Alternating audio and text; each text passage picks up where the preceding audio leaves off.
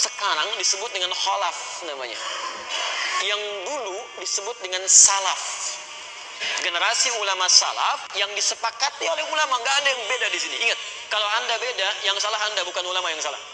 Generasi salaf yang diakui punya turunan sampai menghimpun petunjuk Rasulullah itu dibatasi sampai 200 Hijrah. Baik.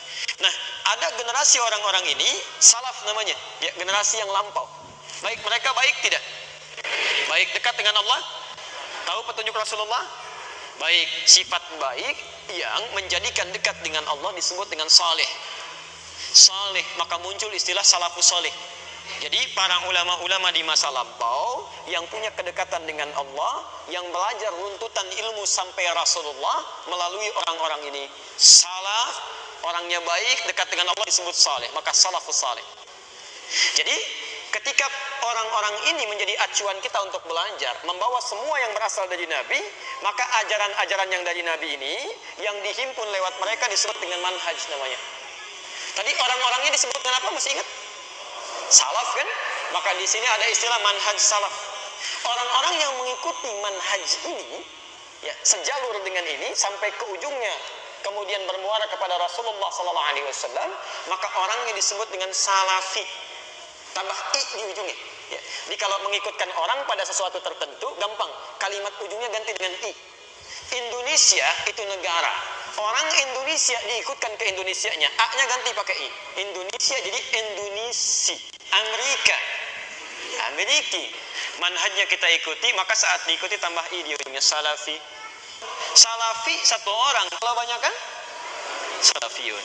Jadi orang-orang yang belajar dari runtutan ini seluruhnya itu pasti salafi. Mustahil ada yang bukan salafi.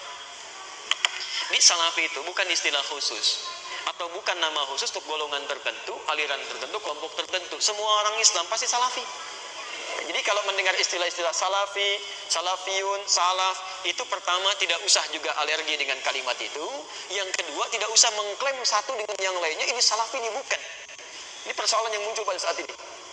Jelas sampai sini? Kalau kamu baru tahu sesuatu, jangan dulu ramai. Pelajari dulu.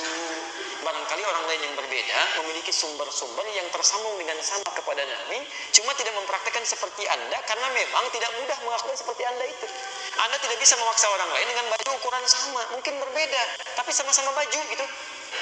Ketika Anda memilih salah satu di antara manhaj yang ada itu, maka pilihannya disebut dengan madhab.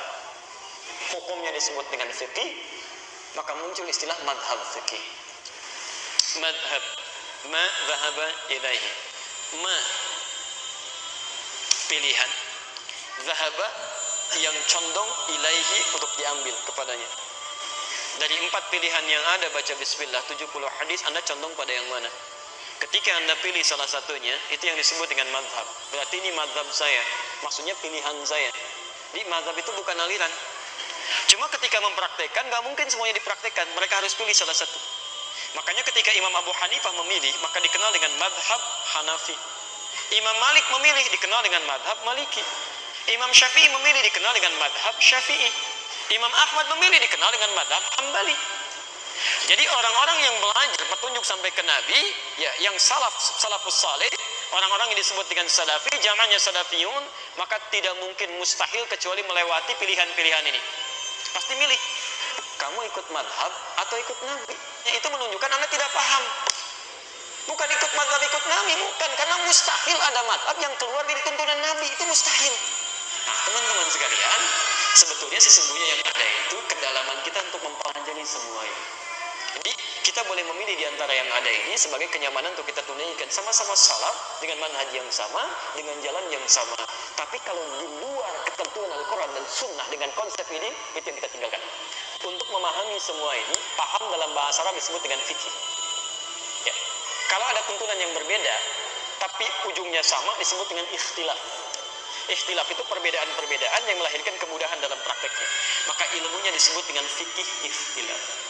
Dengan kesimpulan, kita semua adalah umat salafi yang dimaksudkan mengikuti tuntunan Rasulullah SAW yang tersumber dari Al-Quranul Karim. Itu yang pertama.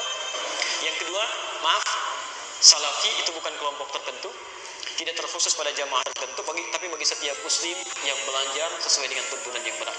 Yang ketiga, Semua tuntunan ini disebut dengan manhaj yang harus dipelajari lewat madhab. Pasti akan lewat di situ.